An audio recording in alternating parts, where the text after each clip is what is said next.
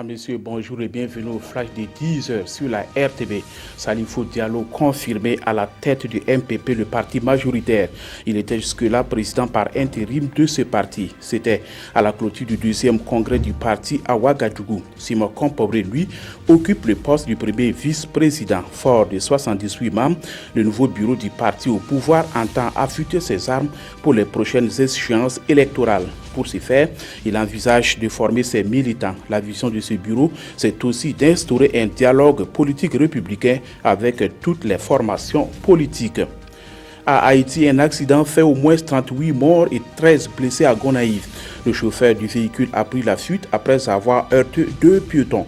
Alors qu'il conduisait en pleine nuit sans phare pour ne pas être repéré, il a ensuite percuté des musiciens. Une foule en colère a voulu mettre le feu au bus avec des passagers à l'intérieur, mais elle a été empêchée par la police. Le chauffeur, lui, reste toujours introuvable.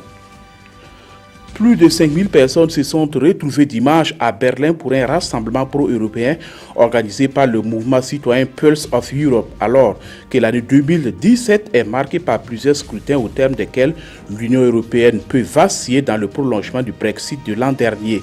Aux élections législatives du 15 mars aux Pays-Bas, le parti du nationaliste Geert Wilders est donné deuxième dans les sondages et Marine Le Pen en tête des sondages pour le premier tour de l'élection présidentielle française le 23 avril prochain.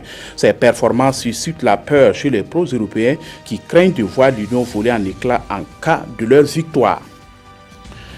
En campagne électorale auprès de la diaspora turque, et plusieurs ministres turcs ont fustigé les villes européennes qui refusaient de les accueillir à l'image de Rotterdam.